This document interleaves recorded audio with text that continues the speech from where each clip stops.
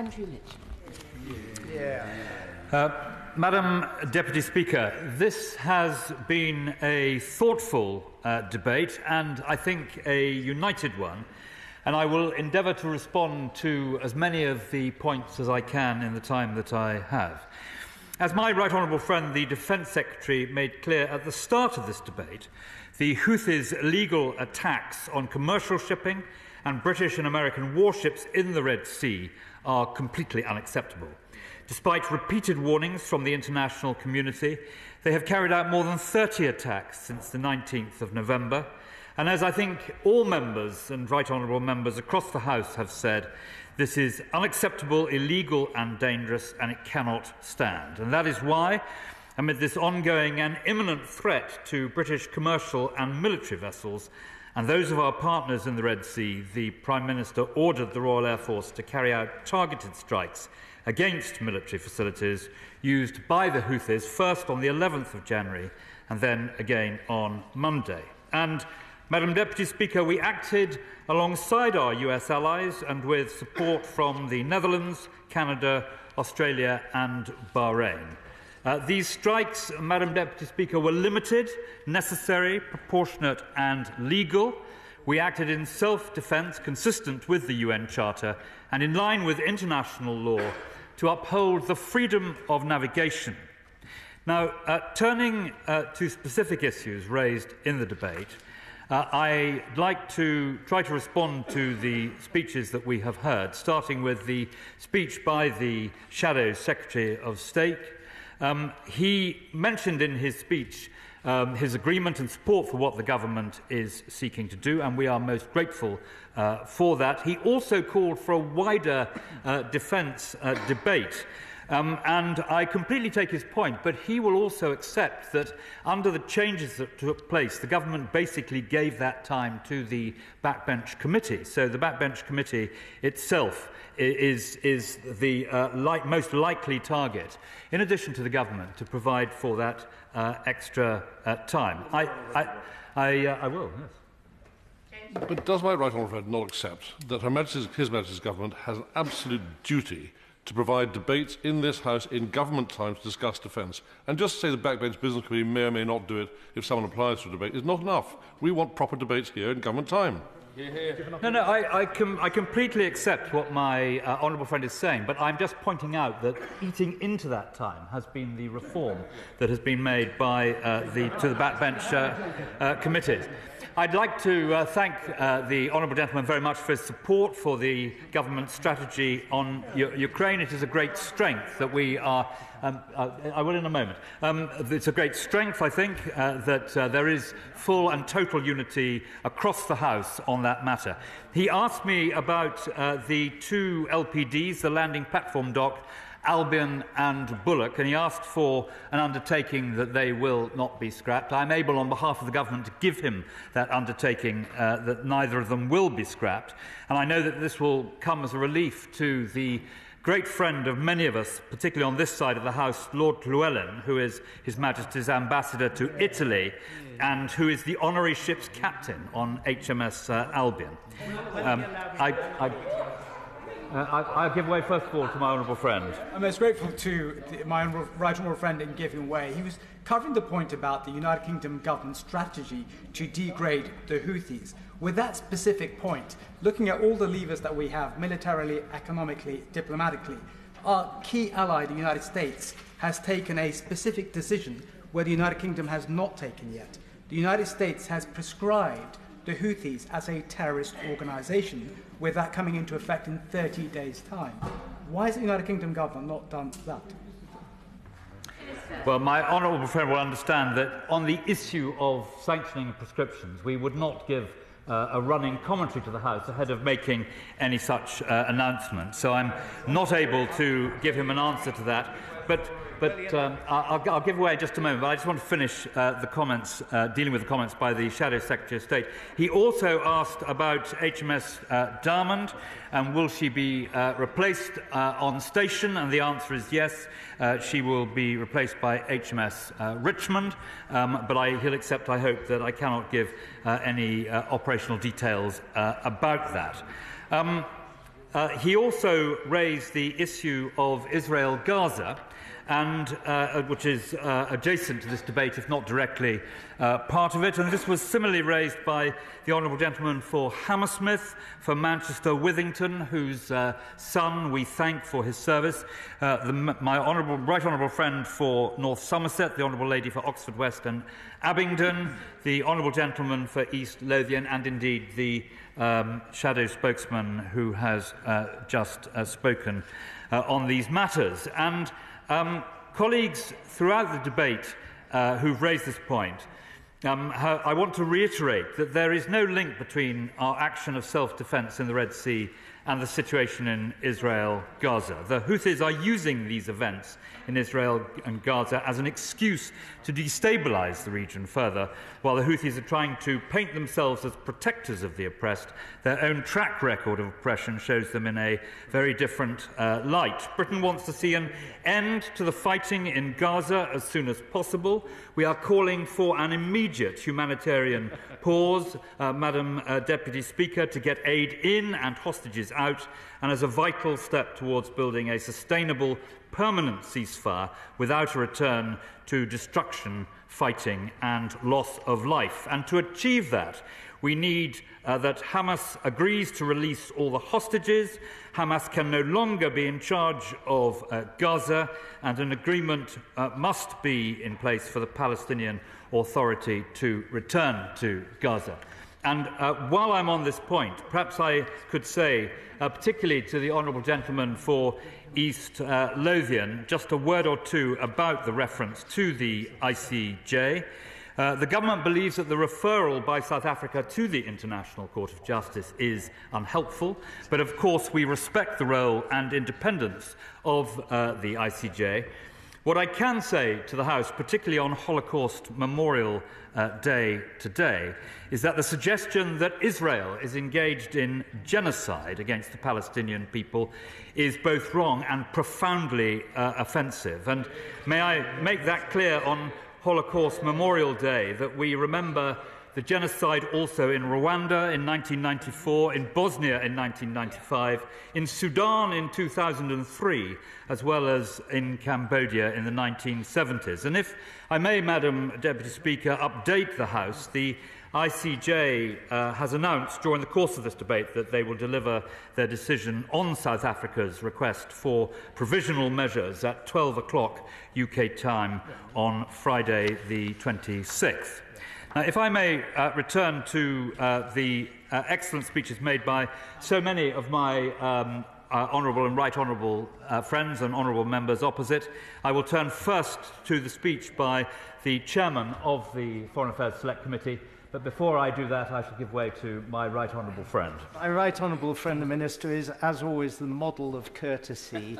For the avoidance of any lingering doubt, and I'm sure this can be avoided because I'm getting very positive signals from the Defence Secretary sitting to his left, would he like to confirm that HMS Albion and HMS Bulwark, whose planned out-of-service dates are 2033 and 2034 respectively, not only will not be scrapped ahead of time, but will not be mothballed either? He is absolutely right to detect the supportive view of the Secretary of State for Defence while he was speaking. Now, if I may now return to... I give way to my honourable friend. As a former serviceman, I have a simple view that quantity has a quality all of its own. He would say that. So can the Minister please assure the House whether or not the FCDO has asked the MOD for additional platforms to be sent to the region with a view to both offering deterrence against aggressors and also ensuring safe passage of British shipping? Well, my honourable friend will have heard the words of the Prime Minister explaining both what the strategy is and how we are implementing it. And I can tell him that the Foreign Office and the Ministry of Defence are perfectly joined in every sense in pursuing that strategy. So turning to my honourable friend for Rutland and Melton, who in these matters, of course, is something of a poacher turned gamekeeper, or maybe it's a gamekeeper turned poacher, because she was previously a distinguished member of the diplomatic corps. She spoke and delivered trenchant support for our actions. She spoke up for Arab-led initiatives in the region. And I thank her very much also for agreeing to organise a workshop on Iran in the House of Commons for half a day. Turning to the Honourable Gentleman for West Dunbartonshire, he asks who we are listening to, and the answer is we are listening to the House, and he will have heard today a House united. He set out the challenges facing the defence budget, and there are many people in the House who will understand and agree with him that the challenges are significant, but we are tackling those challenges. I will in a moment. My honourable friend for Elmet and Rothwell spoke warmly and rightly about the Royal Navy. We thank him for his support, and he gave us the House a geopolitical discourse, in particular on the challenges to the global food chain, and the whole House will have heard what he said. My honourable friend for North Wiltshire reminded us of the excellence of his book, and we authors must stick together. And he also explained, as the Prime Minister did, why Parliament was not consulted in this set of circumstances, a point that was then also visited by two honourable gentlemen opposite, and to which I will come in a moment. I give way to the honourable gentleman. I'm very grateful for the Minister for giving way on a point of listening. There has been concern about a change of registration or vessels going through the Red Sea, notably those changing to the People's Republic of China. If he can't give me an answer today, maybe he might want to write to the Defence Committee, or indeed the Chair, who is sitting in their place, about how many vessels, merchant fleet, are changing from their country of origin to become registered within the People's Republic of China, and if Chinese vessels registered in the People's Republic have been targeted. He asked me a detailed question, Madam Deputy Speaker, and both the Secretary of State for Transport and the Secretary of State for Defence will have heard what he has said, and I'm sure they will be happy to write to him. My honourable friend, the Right Honourable Member for North Somerset, spoke about the danger and the nature of the Iranian regime, and eloquently set out the threat to international maritime law. And as I said to our honourable friend, I cannot give a commentary on the issue of IRGC prescription, but I can tell him that we have heard the views of him and other right honourable and honourable members. Will you give way a moment? I will. Yeah. Thank you, Madam Deputy. I'm very grateful to my right honourable friend for giving way, but he also will recall that I mentioned on several occasions now why were Iran Air still flying from Heathrow and why are Iranian banks still trading in the City of London. Separate issues, but nonetheless important alongside the prescription issue. Well, I will ensure that my right honourable friend has a detailed answer on where we stand on both those two issues. The Honourable Lady for Oxford West and Abingdon spoke movingly and also compellingly, as I think the whole House agrees, about the importance of the two-state solution, not just being in the interests of Israelis and Palestinians, but of the wider region and of all of us here in the UK. And my honourable friend for Meon Valley gave powerful warnings about the dangers of starvation in Yemen, and also a point echoed by the honourable gentleman for Caerphilly. The honourable gentleman for Ross and Skye supported working more closely with the region and the importance of tackling wider examples of instability. And the whole House will have been grateful for his remarks, and in particular for the wise words he spoke about Ukraine.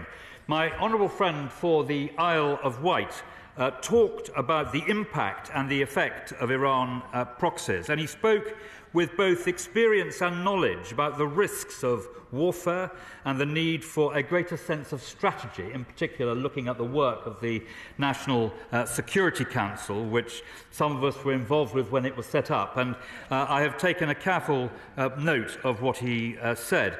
The Right Honourable Gentleman for Hayes and Harlington mentioned that he thought he was joining a debate with defence nerds, and I want to assure him of a warm welcome to our number. He, along with the Honourable Gentleman for Tiverton and Honiton, spoke about the importance of having a vote.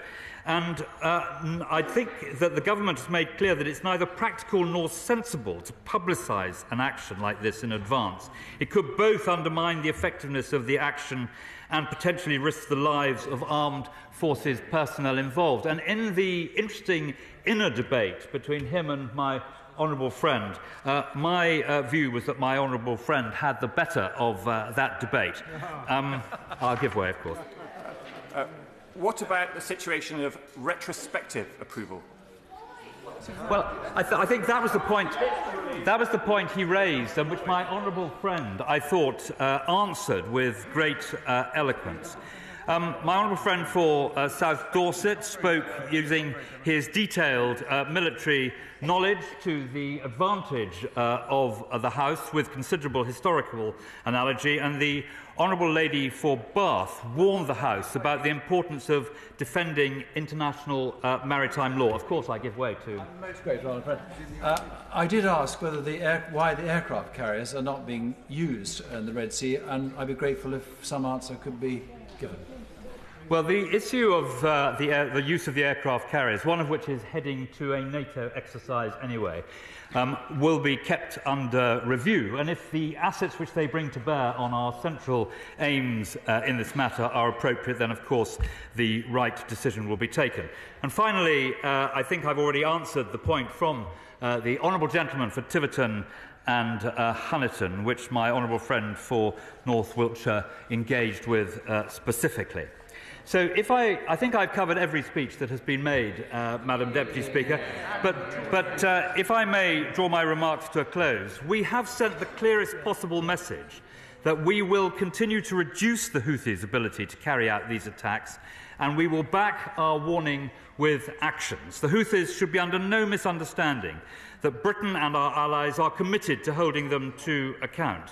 Yesterday's statement from 24 countries condemned and demanded an end to the Red Sea attacks. Military strikes are just one part of our wider response. Firstly, we are increasing our diplomatic engagement.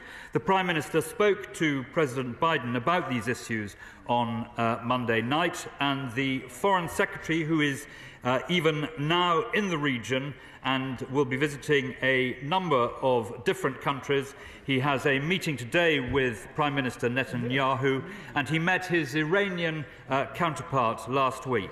And he made it clear that they must cease supplying the Houthis and use their influence to stop Houthi attacks. Secondly, we must end the illegal flow of arms to the Houthis. We've intercepted weapon shipments in the regions before, including components of the very missiles used by the Houthis today. And those who supply such weapons to the Houthis to conduct these attacks are violating UN Security Council Resolution 2216 and international law.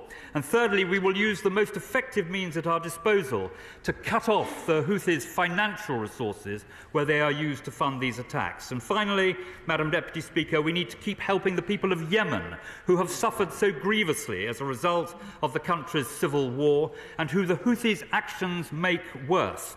And we will continue to deliver humanitarian aid and support a negotiated peace in that conflict. That is the position, Madam Deputy Speaker, and ministers are absolutely committed to keeping the House fully informed as the House sees fit.